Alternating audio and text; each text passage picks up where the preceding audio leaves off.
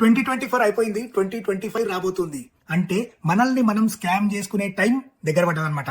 అదే new year resolutions. ఎక్కడ లేని డిసిప్లిన్, ఉత్సాహం జనవరి 1 కి ఇట్లా పొంగుకొని వస్తుంది లోపల నుంచి. అంతెందుకు ఏ రెజల్యూషన్ అయినా పట్టుకోను ఏదో ఒకటి అడ్డం వస్తుంది. ఫిట్నెస్ జర్నీకి నిన్న మిగిలిపోయిన న్యూ ఇయర్ కి అడ్డం వస్తుంది. ఈ ఇయర్ కొంచెం ఫైనాన్షియల్లీ డిసిప్లిన్ ఉందాం, సేవింగ్స్ చేద్దాం. కానీ సేవింగ్స్ జర్నీకి ఫిట్నెస్ జర్నీ అడ్డం వస్తుంది. ఇప్పుడే అనుకుంటాం కదా జిమ్ కూడా జాయిన్ అవుదామని.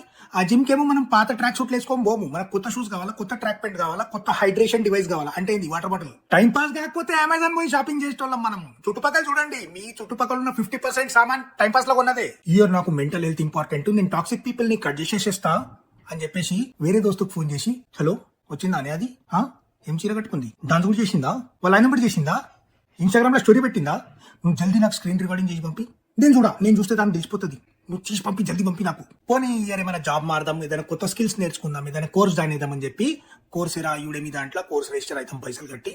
ఫస్ట్ 23 minutes ఇంట్రొడక్షన్ లెక్చర్ వరకు బాగానే ఉంటాం.